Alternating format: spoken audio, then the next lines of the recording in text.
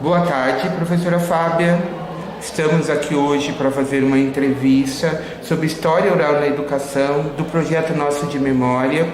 Hoje é dia 6 de setembro de 2018. Boa tarde. Gostaria de começar a nossa entrevista perguntando para você o que fez você vir trabalhar na nossa escola? O que te trouxe até aqui?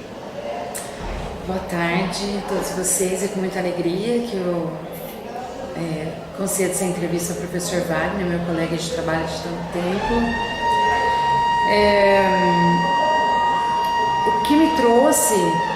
O que me trouxe trabalhar aqui, Wagner, nossa, é uma longa história, você quer que eu conte mesmo? Eu quero. O que me trouxe trabalhar aqui foi um pouco de falta de motivação em trabalhar na Secretaria da Educação. Na ocasião, quando eu entrei aqui, no dia 1º de agosto de 2000, eu já estava sem aula fazia 6 meses, porque com uma reforma que ocorreu na LDB, né, na nova legislação do ano de 1996, as disciplinas de história, elas tiveram uma redução significativa. Então, eu fiquei durante 6 meses sem aula.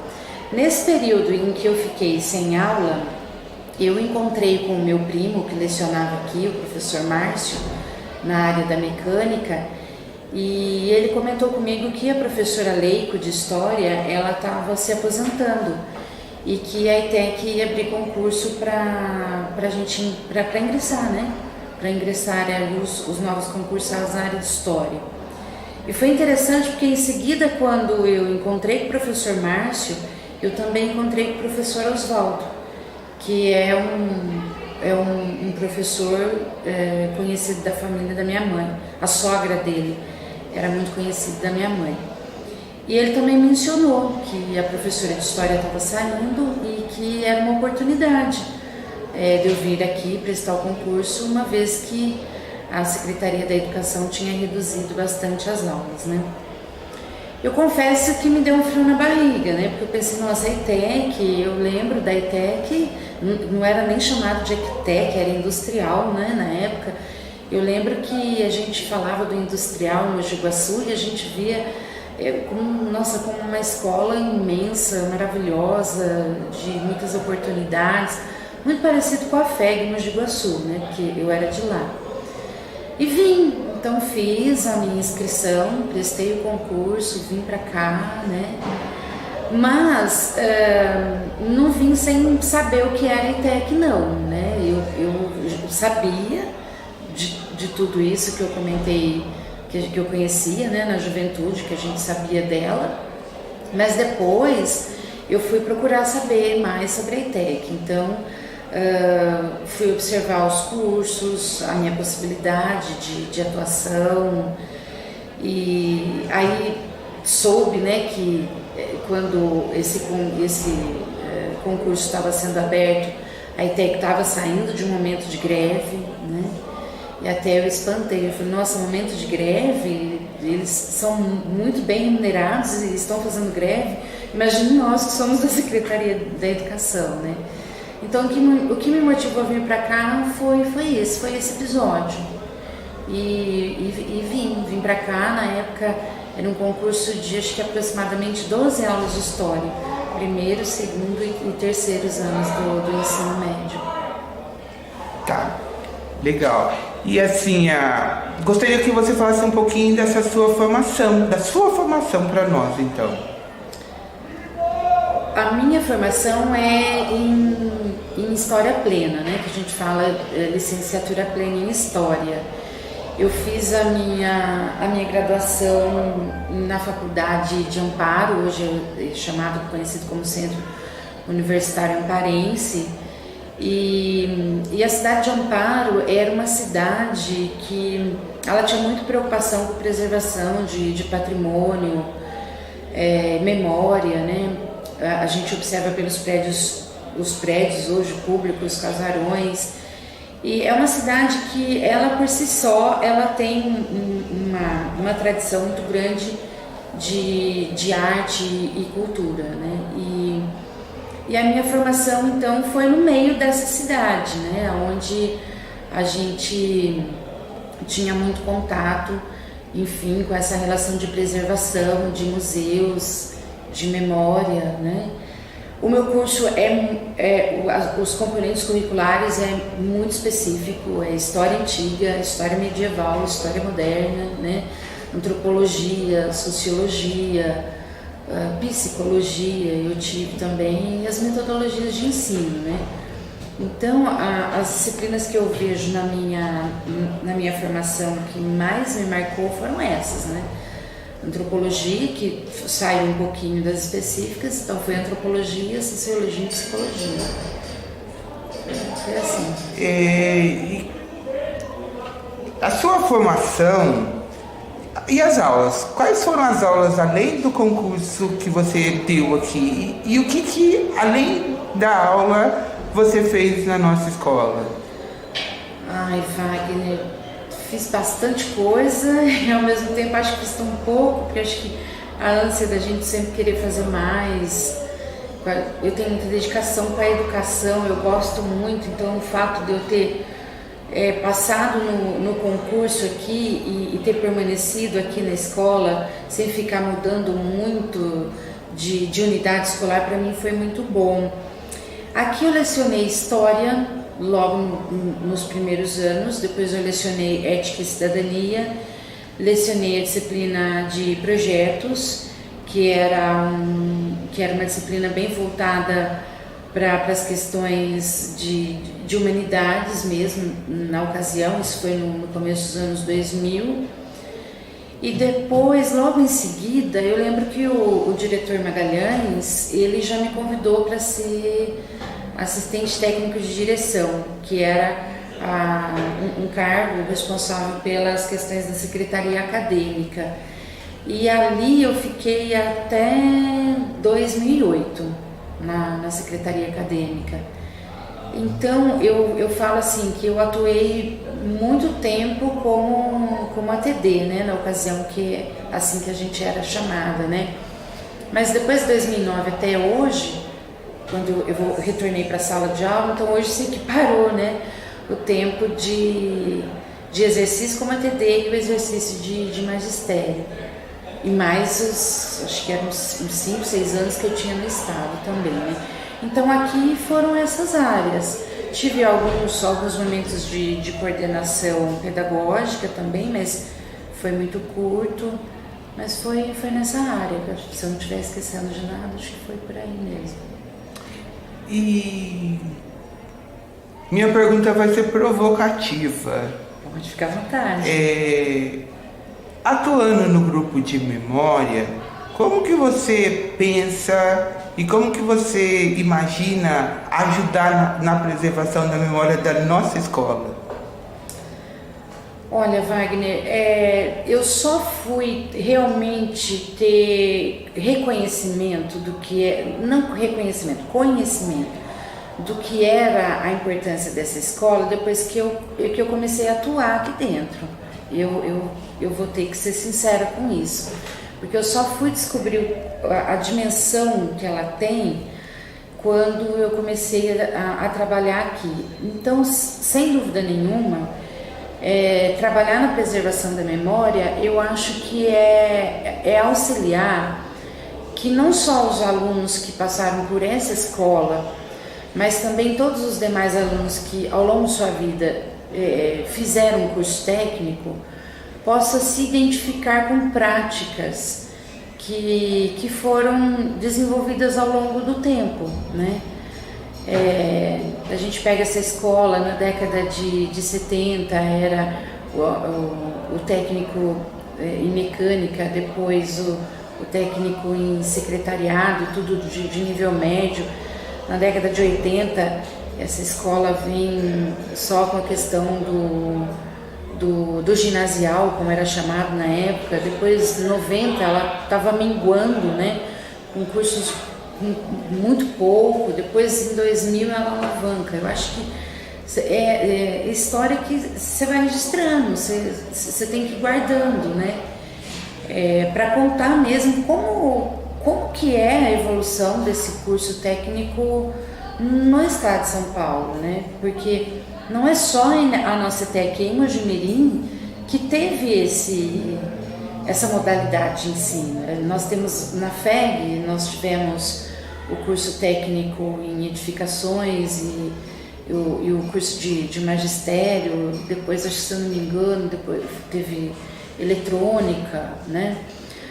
Espírito Santo do Pinhal, que é a escola de agronomia. Eu tinha amigos que quando saíram comigo do ensino médio foram fazer a ETEC lá em Pinhal, né? Então, eu acho que preservar a memória, trabalhar, né, com esse projeto de memória, é preservar a memória do ensino técnico, mas eu sou meia assim, como que eu posso dizer, minha palavra me sumiu agora, eu não sou muito apegada em dizer que o ensino técnico foi só nosso, né? Lógico, uma escola de 54 anos, mas eu acho que é colaborar para o ensino técnico no estado de São Paulo mesmo, né? Porque quase ninguém fala dessa área, né? Todo mundo ou são os cursos da Secretaria da Educação ou as faculdades, as universidades, mas e o curso técnico? Que eu acho que é excelente, né? Ele é maravilhoso, ele ajuda com que os jovens saiam qualificados, uma mão de obra qualificada, muitas vezes sai daqui, já sai trabalhando, já entra no mercado de trabalho e é algo que fica para sempre, né?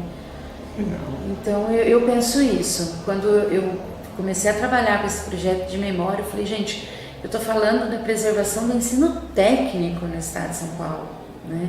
Eu acho que o que me faz pensar assim, Wagner, é o fato de eu permear nas duas cidades, né? Na cidade de Mogi Guaçu e na cidade de Mojimirim. Então eu vou olhando dessa maneira. E lógico que salvaguardar a memória mesmo, né? Olhar para os objetos, olhar para ouvir, ler as narrativas dos professores, compreender a permanência dos professores aqui por tanto tempo, né? Professores que retornam depois de terem sido alunos, o vínculo que vai se criando, o engajamento que se realiza na figura do seu Rogério, que é um exemplo para a gente, né? Quantos seu Rogérios a gente me identifica aqui também. Eu tenho comigo, né? Que você tem esse engajamento, você fala de seu Rogério com muita afetividade. Então, é assim que eu penso. Que legal. Minha última pergunta. Uma prática sua, dentro da sala de aula ou na atuação da escola, que tenha te marcado bastante? Nossa, Wagner, uma prática minha que tem me marcado bastante, que esteja relacionada à memória, ou sim ou não? O dia da escola, né? Olha, uma coisa que me marcou muito recentemente é o fato do nosso projeto de memória ter sido tema de um TCC das alunas concluintes do terceiro ano do ensino médio integrado ao técnico em administração, acho que do ano de 2015, se eu não me engano. Eu acho que foi uma prática que me chamou muito a atenção, porque eu pude muito lidar com a prática, envolver a disciplina de história, o componente curricular de história, o projeto de memória, o curso de administração e evidenciar a prática. Então eu acho que me marcou muito esse momento em que eu acompanhei as meninas lá no desenvolvimento do TCC, você estava junto, né, orientando também. Eu acho que essa prática é a mais bacana, recentemente assim. E tem uma prática que eu mantenho até hoje, eu vou ser sincera, desde o ano de 2010, por mais que nas reuniões de planejamento a gente se discute que é necessário a modificação, né, das nossas práticas, e a gente faz isso, eu pelo menos faço isso, vou eliminando o que não deu certo, vou mantendo o que deu, vou atualizando até mesmo aquelas que eu né, tenho permanência, a gente vai atualizando. Mas uma coisa que eu acho que eu faço em sala de aula e que me auxilia muito são os projetos com vídeo, com cinema, porque o audiovisual ele ajuda muito as pessoas a associarem os contextos históricos aos acontecimentos, né?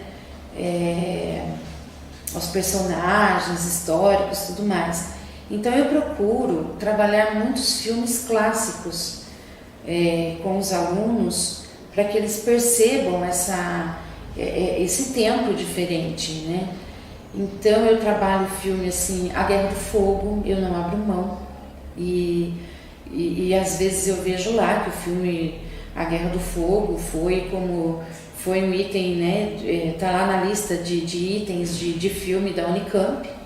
Então eu digo assim, não, eu estou no caminho certo, né? Eu vou ficar, estou no caminho certo. Então tem esse projeto com filmes, né? Que eu trabalho, e os documentários, né? Os filmes, os documentários, eu acho que agrega muito ao conhecimento do aluno. E também desde 2010, por acaso, eu descobri um livro de 2 historiadores do Nordeste, se eu não me engano, até um deles é meu xará, é Fábio Pestana Ramos e Marcos Vinícius de Moraes, os 2 historiadores, e esse livro se chama Eles Formaram o Brasil, e ele conta a história de 12 personagens da história do Brasil que a gente não reconhece, a gente não sabe deles, eles não são tão assim, vamos dizer, conhecidos como os demais personagens, Dom Pedro I, Dom Pedro II e assim por diante, né? Ele fala de Caramuru, Isabel Dias, Branca Dias, né? São personagens diferentes, são 12 no total. E esses 2 historiadores, ao meu ver, eles tiveram um trabalho de pesquisa muito grande para resgatar as memórias desses 12 personagens, né? Num tempo em que a documentação ela é escassa, porque esses personagens, o Caramuru, por exemplo, ele é lá da chegada de Pedro Álvares Cabral, né? A Isabel Dias é uma indígena, então não tem registros escritos desses personagens. E o que fica aí é só a história oral. Legal. Né? É a história oral. Então o conto popular, é a história popular, né? É a oralidade, aquilo que foi passado de um para o outro.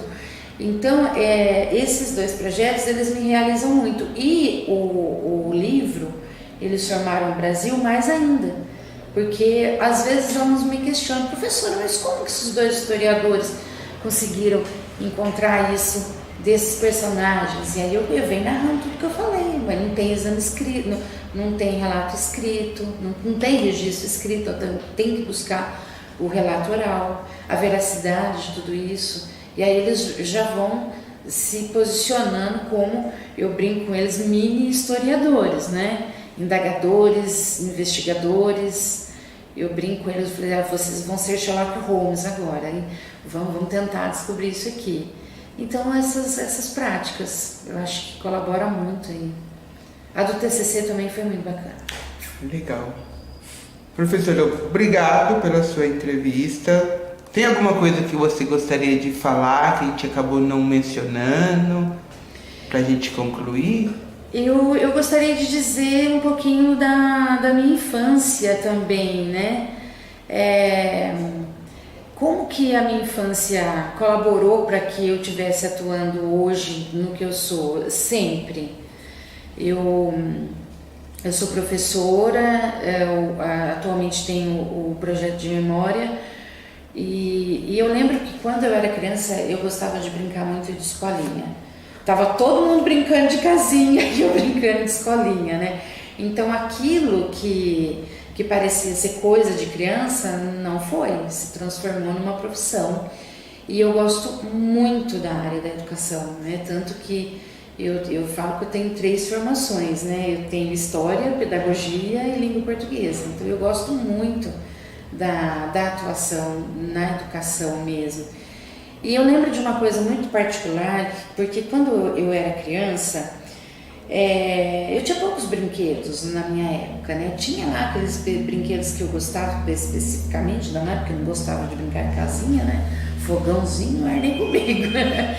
Mas eu gostava muito de visitar o museu da cidade de Mogi Guaçu, né? Eu toda semana, a cada 15 dias, eu ia lá para a biblioteca de Mogi Guaçu. Isso já era lá para meus 12, 13, 14 anos, né? Porque a gente podia andar sozinho na rua, né?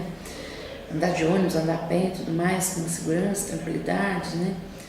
Não que hoje a gente não possa em alguns lugares, mas enfim. E eu ia para o museu, né?